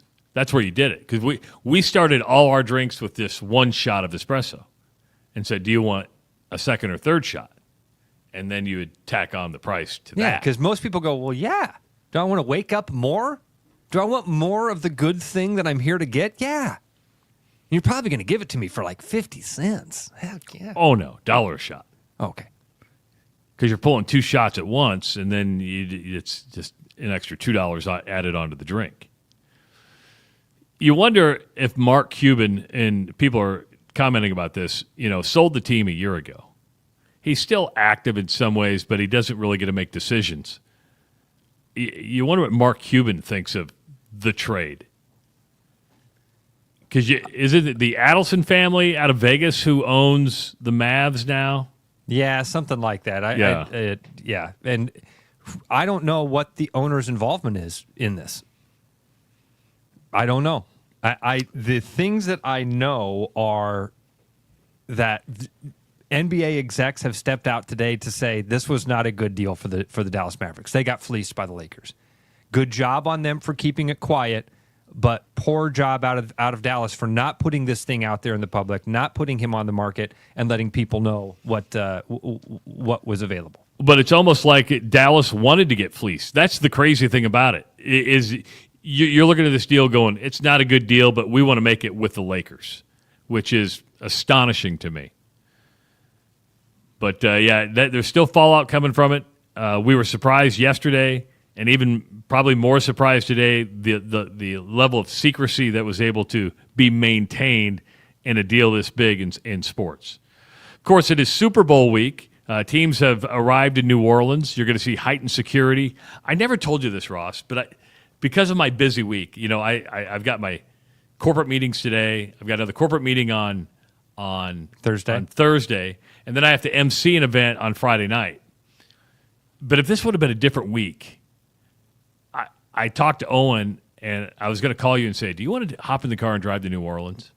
Because I had a place to stay. We were going to stay at Mary's apartment, and then we were going to do the show live from Ecology Brewing, which is about a half a mile from the Superdome. Mary worked. So I got clearance to do the show there. They were going to let us in. It's a beautiful brewery. And I was going to call you and say, do you want to go to New Orleans? Do you want to go to the Super Bowl? I'd have made it work. It'd have been hard. I'd have made it work. That'd have been fun. I've never been even close to a Super Bowl. I'm trying to think. Like, the closest I've ever been to the Super Bowl is when it comes close to me. I've been in Chicago when they had the NFL draft. I've been in Las Vegas when they were having the NFL draft. That's as close as I've never been to an NFL playoff game. Now, I know this might sound like a dumb question. And I'm only asking this because it's kind of slid on my list of priorities.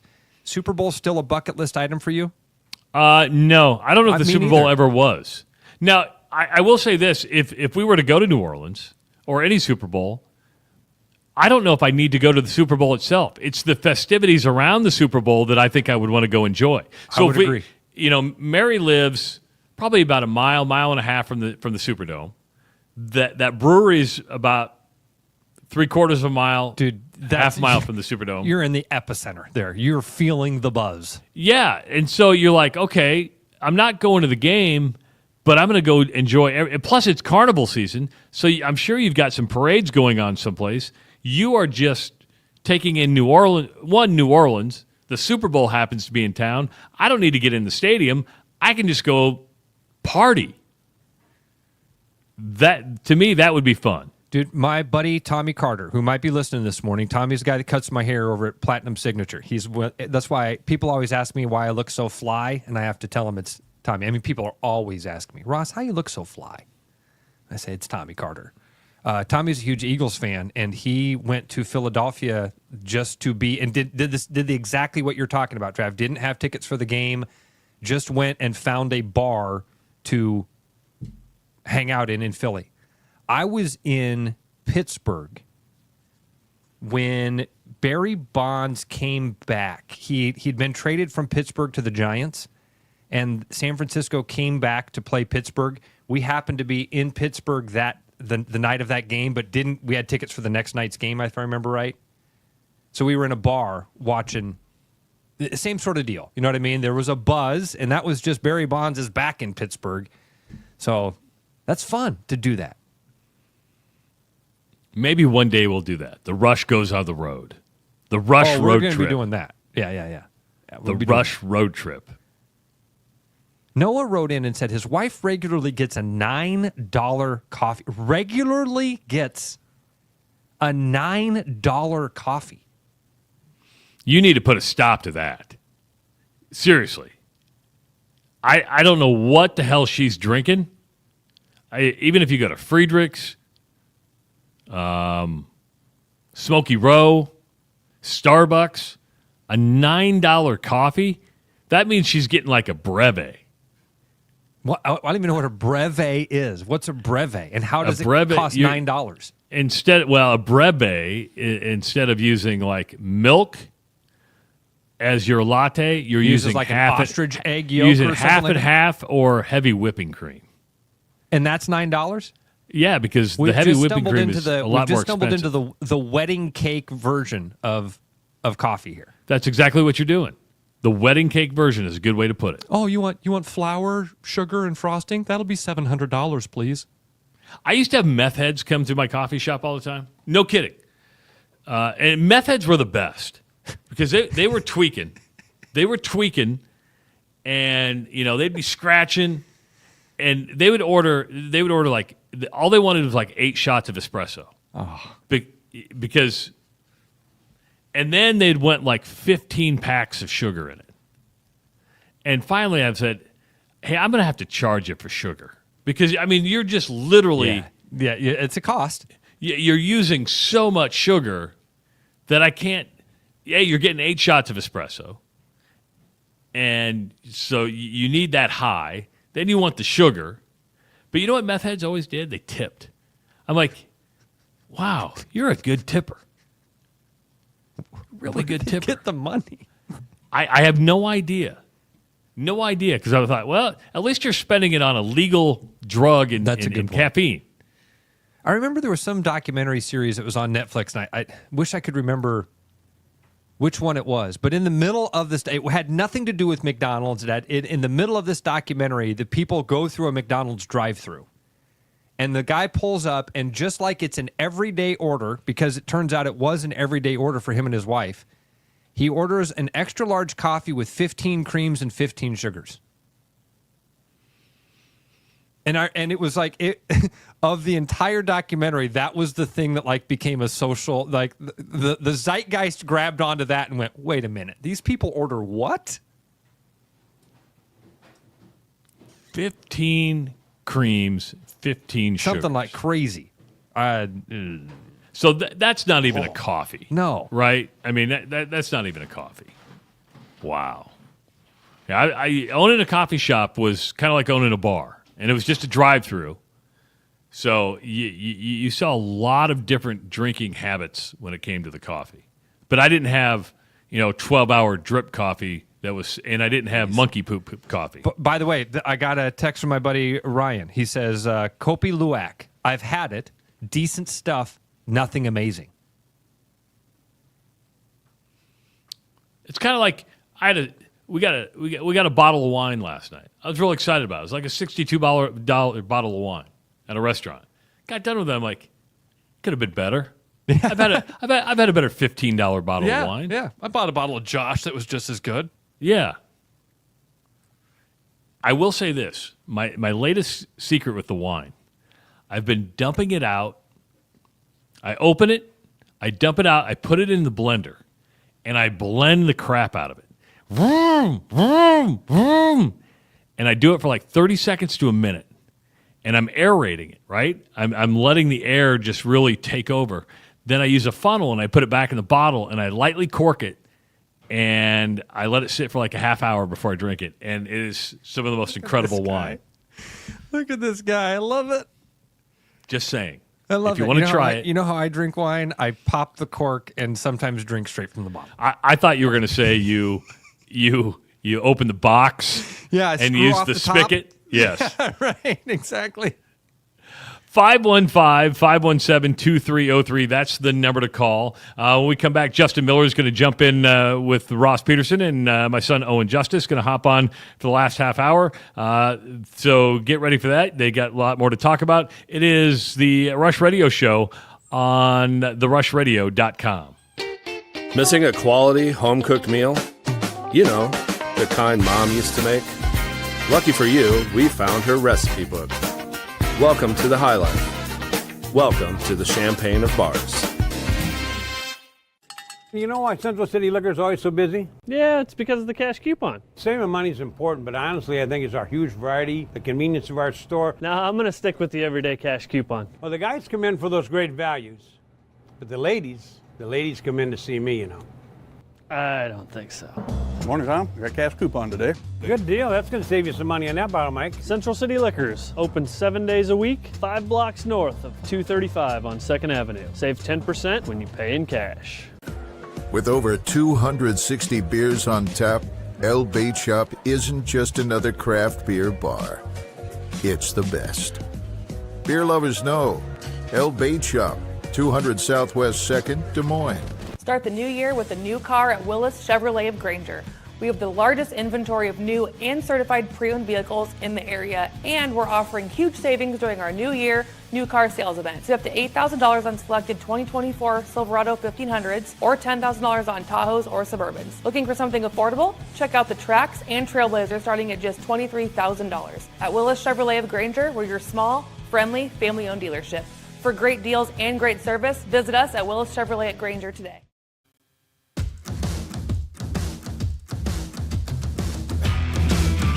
Welcome back to The Rush at therushradio.com. I'm Ross Peterson. That's Owen Justice sitting in with us for the last half hour of the show. Thanks so much for coming in and helping us out, brother. First of all, thank you so much for all the help in getting to where we are at this point in this program. So big thank you from everybody. Thank you. Oh, well, good.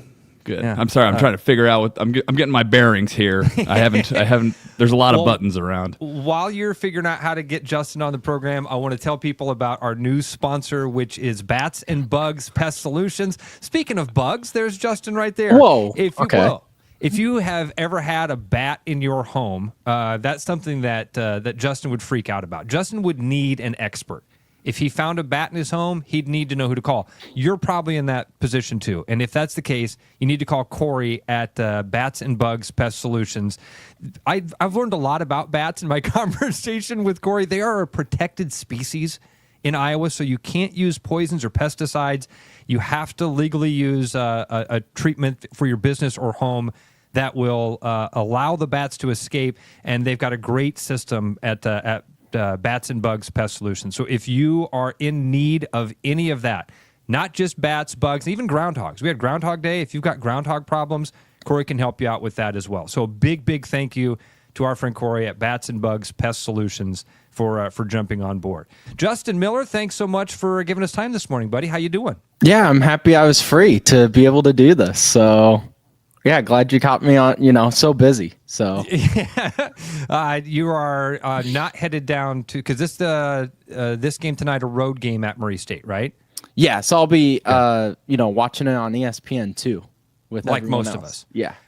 Okay, 20-2 on the season right now. Is that right? 20-2 for Drake. That first loss of the season that they came up with was UIC, and then of course Murray State, the last game that they lost after this little 8-game win streak that they've been on. Justin, we're having a hard time trying to decide how important making up this victory is tonight. It obviously for the team, it's going to be a big mental push. It's going to be a big momentum swing or big continuing on this momentum. But on the grand scheme of things, how important is tonight? Well, I mean, I heard you guys talking about it. In a way, it's vital because you could be a 30-win team and not make the conference tournament. Because while I can sit here and try to use my points as why Drake should be in and why Bradley should be in too, if they both make the conference championship, I think Drake has an outside chance if they make the conference championship in St. Louis to be able to go. Even if they still lose, Bradley just doesn't have as many great non-conference wins as Drake does, because that Kansas State win now looks even better. Yeah. After they beat Iowa State. That's the best win, right? Oh yeah, yeah. And Vandy. Yep, and Vandy's been playing good too, and a really good SEC conference. But you, so you have moments where you could make points of how these two teams should be in, but it's just not going to happen. I don't think. Yeah. There's a really small chance. So yeah, games like this, you have to win. You have to win out. That first matchup, it was the defense has been there. For the most part, defense has been good for Ben McCollum's team. The offense really, that was probably their worst night offensively. They had a long scoreless stretch in that game with Murray State. What has to happen tonight, Justin, or what do you think the focus has to be to make sure that doesn't happen again? Well, going back to that first game, Murray State, they beat Drake. Like, I'm not making excuses. They beat Drake. But they just had one of their best offensive games. They shot over 50% at that time for only the second time all season long. They actually utilized a bench, which Murray State hadn't done all season long. They just had a really strong outing, and Drake just stubbed their toe. Sturtz only had 13 points, and then the next leading scorer with 13 as well was Isaiah Howard off the bench, the true freshman. So you look past that game, and now you're seeing how these two teams have played since that loss. And Drake's 8-0, and yeah, Murray State 3-5. Murray State has only shot over 50% twice since then. Drake has done it in 6 of their last 7 games. So I think you're seeing Drake adjust, and you're seeing Murray State start to come back down to where we were seeing them at the start of the season. Is it as simple as get a win tonight, Justin, and you'll feel good about that, or is there something else that you want to see tonight from this Drake team in a victory? I think with Drake, yeah, you win and you feel really good. But with me, I do just want to continue to see the depth grow, because while it's awesome seeing Bennett Sturtz put up 30 points, you still want to see, for getting ready for St. Louis, guys like Isaiah Howard go off. Tavion Banks had 21 points over the weekend against SIU, which was a career high. So you want to see the bench players, the role players, become a huge part of this team, because at the start of the year, it was Bennett Sturtz and Mitch Muscari, and that was it really for this offense. I mean, Justin, just looking ahead, because this season will wrap up pretty quick. They're going to be in Arch Madness, man, in just over 3 weeks. You're going to be down there, right? I mean, You're like 3 weeks away from headed down there. That's incredible how fast this is going to go. It doesn't feel right. It still feels like it should be like second week of January, third week of January. It's I don't know moving if fast, it's like man. the weather too, because we haven't really had a winter. Yeah, that's a good point. It's been cold, but we've had very little snow. It hasn't felt that way at all. All right, so what do you we kind of talked about this a little bit in that first hour also when we brought up Drake. What do you want to see for the rest of the season? Does this team need to win out in order to keep that momentum going into Arch Madness? I mean, you're going to be favored in every single game the rest of the way. Yeah, you would love to see them win out. I think the only game that you can lose and be like, okay, we split with them is Bradley. Now, you don't want to lose because you're on your home floor. You want to protect that as best as possible. But yeah, going on the record, looking at the schedule, yeah, Bradley's the only game where if we lost, I'd be like, okay, that's a loss I can live with. Other than that, I think, yeah, Drake should be able to win out. Now, it's the Missouri Valley, and it is a Drake team that has had, kind of a wave with their offense. Like you said, their defense has always been pretty good. Solid, yeah. But their offense has had ups and downs, so I wouldn't be shocked if every game is kind of a nail biter with this team, because they play at a slower pace. They don't blow any teams out really. So yeah, but to answer your question, Bradley would be really the only game I think fans would feel comfortable losing. They don't want to, but they would feel comfortable with.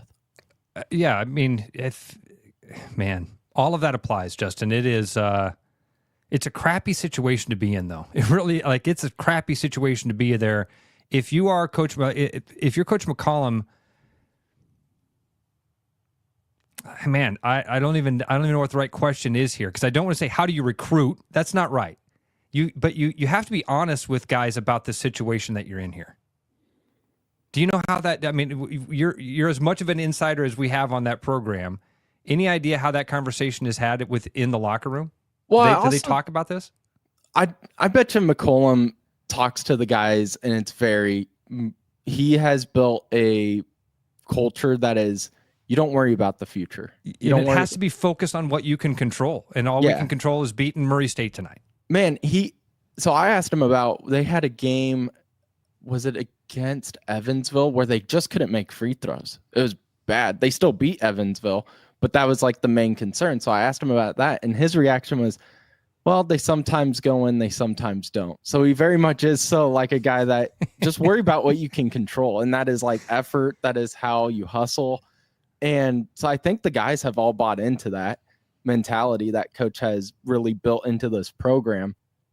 But yeah, I think too, players that get recruited by Missouri Valley Conference teams, they probably know that this is a one bid league, and we can argue if it should be or not, because you're going to have like the Big Ten. There's some good teams in the Big Ten, not discrediting that whatsoever, but should 8 teams get in from the Big Ten? I don't think so, but that's what they were projecting not too long ago. And it just kind of, then you sit there and go, but Bradley and Drake are going to have 20 plus wins. Yeah. Justin Miller is joining us from the Media Row podcast. Justin is, of course, our Drake insider. He'll be down at Arch Madness with us here in just a couple of weeks, and excited for your trip down there, buddy. Have you, I know you're deep in the Drake stuff right now. Have you been paying attention much to your Cubs? A little bit, but with it being basketball season, you're locked and loaded into basketball. Okay. But it's starting to change for me. This is the time of the year when it usually starts to, I start watching more golf, like the Waste Management Open is this week. So I'm going to be hyped on that. Dude, I only knew that it was Waste Management Week because yesterday on I'm on my phone killing time, and some video popped up of some chick chugging 2 beers at one time. And it was like, it's Waste Management Open Week, baby. 2 beers at the same time. We were talking about the Super Bowl not necessarily being like a bucket list item anymore. I would tell you that the Waste Management Open I would say if you told me I could get tickets to one or the other, I'd have a really hard time deciding. You know what? I was listening to your guys' conversation, and I was like, if you could guarantee me the Seahawks were in the Super Bowl, then it changes the discussion for me. But if you can't guarantee the teams, I'm taking like the Masters over the Super Bowl, to be honest. See, and the Waste Management would be tough too. The Masters wouldn't do it for me. Really? No, like US Open, going to a normal golf event, man, that kind of seems stuffy to me. Have you been to the Principal Charity Classic? I have. I've been, and that's the highest level of golf I've ever seen in my life. All right. And I've had friends that have gone to the US Open, and I have friends that go to multiple majors and they love it. It is like their jam, man. It's not my pace. The Waste Management Open, I think, would be a lot more fun for me. As far as golf tournaments, it's way at the top of the list for me. And I know that sounds kind of weird because most people, it would be the Masters. To go to Augusta and watch Tiger Woods go around that course, it'd be amazing. So I think it's the same thing, Justin. What it is, why I'm not interested in the Super Bowl is because the passion is kind of gone. It's not for those diehard fans anymore. It's for the people that buy their tickets in November, through huge sponsorship dollars, and then there's not that passion there. But man, you go to the Waste Management Open and some dude hits puts it hole in one, and the place goes insane. And you can boo if they don't even, what is that, the 16th hole? If they miss the green, you can boo them too. Like, I love it. Now, okay, you get either tickets to the Super Bowl or tickets to the Waste Management Open, but you go with Brooks. Then does it change it? Okay, if I'm going with Brooks, I think I'm going to sign up for anything. Anything? Yeah, anything. Like, hey, Brooks is going to watch paint dry at the fair. I go, oh, that's going to be the most fun paint drying experience of your life. I'll buy tickets for it. Yeah. How much are they? Because I remember we talked to him And he went, what was it, 2 years ago or last year? And he had the bacon pants and everything. That was awesome. I've never known anybody that went there that didn't have a great time. And again, I've had friends that went to PGA events and they came back and said, "Man, it was fun. That was fun." But none of them were like, "Oh my gosh, I got to get back." I feel like that's Waste Management Open. You come back from that and go, "That was an experience. That was something that I'll never forget being a part of." And again, not that you'd forget the Masters, But I mean, it's one of those few, because like Megan hates golf. The summer when I'm watching sports is her least favorite because she doesn't like baseball and she hates golf, and that's why I always have on during the summer. And Waste Management Open, though, she did enjoy that one because you have everybody going nuts. It feels different. It's just built different. Have you watched at all the indoor golf league? I can't even think of what it's called. The Tiger thing that they're doing. Have you watched that at all? I watched a little bit of it. I do not care for it. Dude, me neither. Like, I would rather just play PGA, was it 2K23 on my PlayStation? I'd rather just meet you up at the Agency Iowa office and we hit golf balls in the simulator. That would be 1,000 times more fun than watching other guys hit balls on the simulator. Yeah, I don't get it. And so, like, they moved it onto Monday last week, and it, like, changed a few of the basketball schedules, I think. Yeah. I'm like, what the hell are we doing? It's exactly what happened. I actually went to a bar. They were having like a game night down at Single Speed. And I took Audrey down there to play some games. I took my 8-year-old to a brewery. That's fun. And it's what Eastsiders do, baby. And that was what was on. Like on the big screens, it was Tiger's Simulator Golf League. And there were games happening. There were actual meaningful basketball games on television, and we were watching dudes hit balls against a screen. Yeah, I don't get it. I don't like it at all. Like, yeah, it was funny watching the clip. I don't even remember the golfer's name that smashed the flagpole, and like Tiger and the guys were making fun of him because he was hitting out of the sand. And like that part was funny, but I didn't even see this. See, again, I didn't even pay attention enough for that. Did you watch the Caitlin Clark game this weekend, Justin? I did. I hate to say that, dude. The Caitlin Clark game. I mean, in a way, though, she was getting her jersey retired. I think it's fine to say that. I totally think it's fine to say that. What she has been able to build, I didn't like.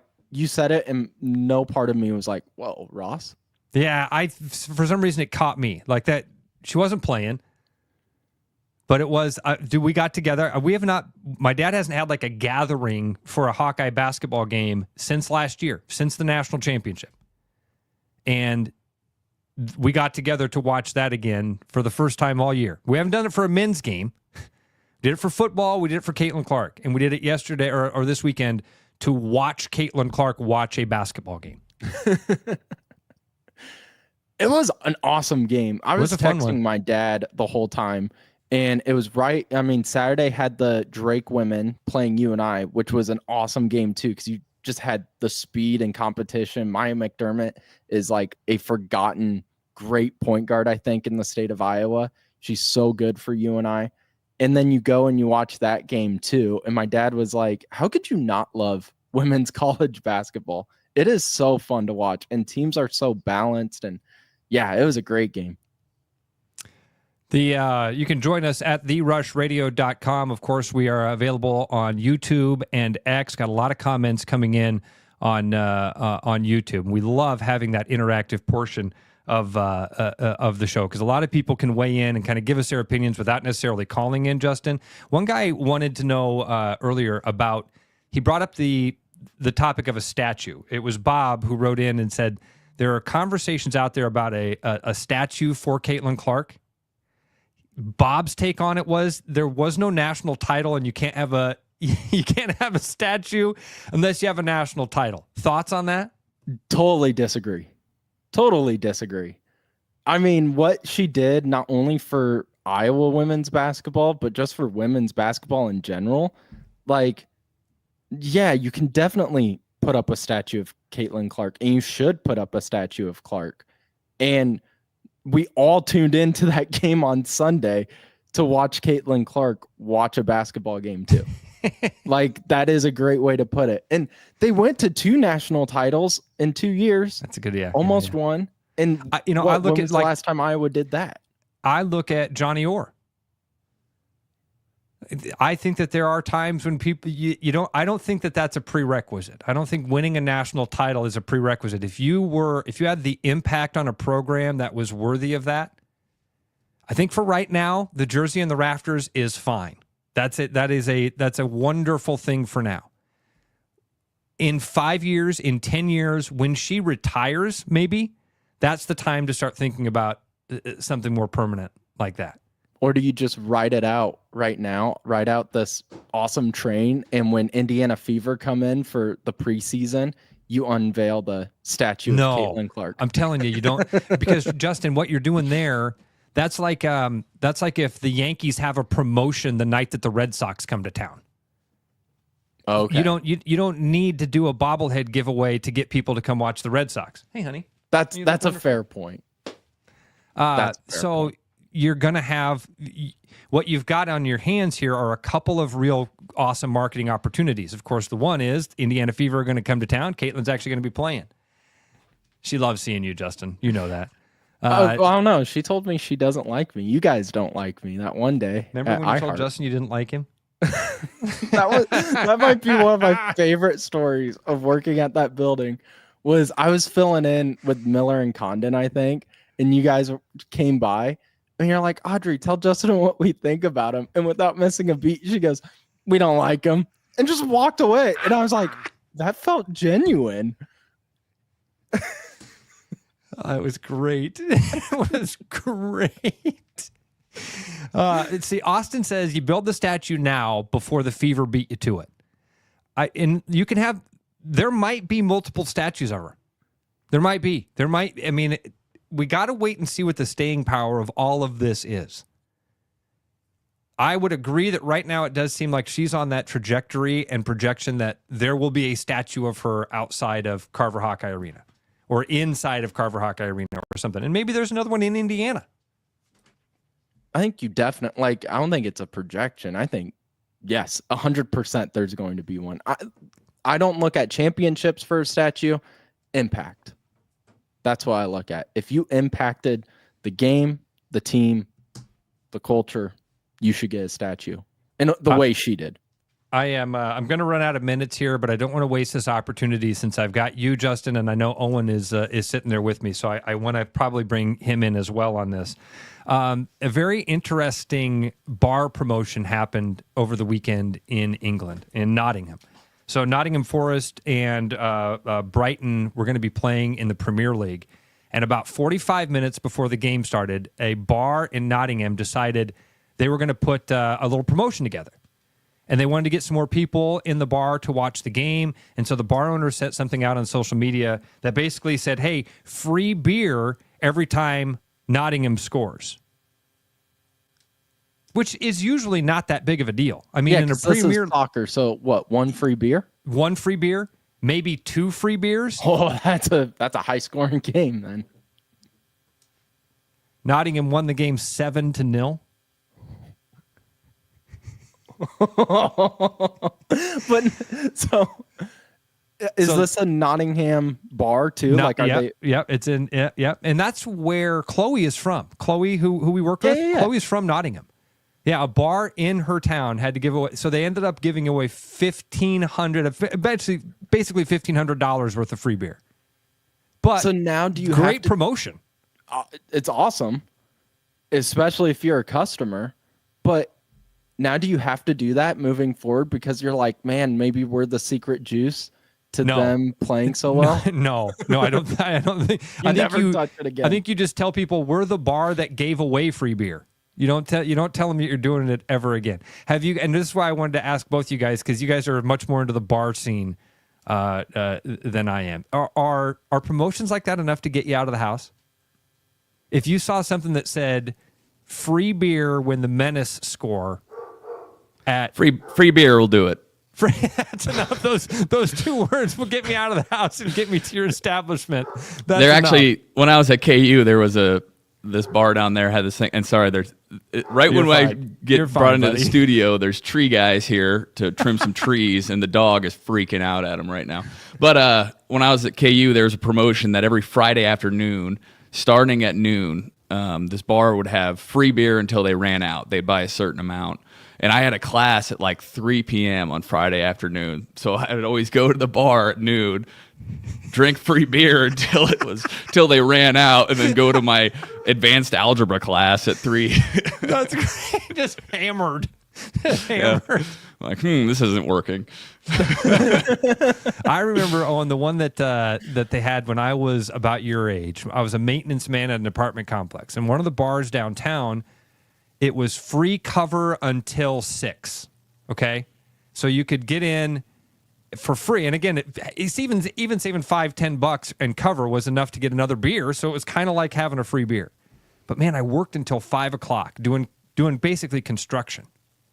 So at 5 o'clock every Friday, when I got off work, my buddies and I would race downtown. We would go in, we'd walk in to get the free cover taken care of, and then get our hand stamped. We would go back to the apartment where I would shower with my hand above my head so that the stamp didn't wash off. And then we would go back to the bar. All in it, probably wasted $9 in gas to save $5 in cover. Yeah. But we thought we were breaking the system, man. We were like, genius. This is our ticket here, guys. We're basically going to be millionaires when this is over. Yep. Owen, thank you so much for coming in and helping us out today. Justin, do you want to plan on doing this again on Thursday? Because Travis has to leave at 7:30 again on Thursday. Let me check my schedule. You clear off some things for I'm me free. if you can, and we'll take care of that on Thursday. Big thanks to Owen for coming in and doing this, and a big thank you to all of you, not only for listening, but for interacting with us, and a huge thank you to our sponsors, and again, give them some support, and a big thanks to Audrey for always being a great partner as well. We'll make sure we're back at it again tomorrow morning, 6 a.m. to 8 a.m. Travis will be with us for the full 2 hours tomorrow, and until then, thank you so much for listening to The Rush on therushradio.com. Not too many places hit all the right notes. But when it comes to great atmosphere and delicious scratch-made food, Truman's is the name to know. Game days are for Chiefs fans, but every day is for the food fans. Truman's, get to know us by name. I'm loving these wooden nickels, Brian. Yeah, I suppose everyone is catching on. Just spend $20 to get a wooden nickel. It's 25. Collect 10 and add up the savings on your next purchase. Some of these are worth $5. That could be huge. I know, right? That's why you have to spend $20. It's 25. Collect 10. It's like money back to you. Spend 20, you get another wooden nickel. It's 25. Collect 10 and add up the savings. It's huge. Central City Liquor is home of the 10% cash coupon. And the wooden nickel program. It's huge. There's a new spin on casual dining near Drake University. Lucky Horse Beer and Burgers. Craveable faves, flatbreads, delicious burgers, frozen cocktails, and a crazy cool vibe. Get to Lucky Horse Beer and Burgers today. What's going on, everybody? It's Bobby here at Land Rover Des Moines. Just want to say Happy New Year, and I want to invite you guys in because right now we have over 35 Land Rovers in stock, ready for immediate delivery, like this Range Rover Sport here with $2,000 in loyalty. This is a great time to come on in, find a great vehicle at a great deal. So stop down and see us at the showroom or visit us at LandRoverDesMoines.com. We'll be glad you did.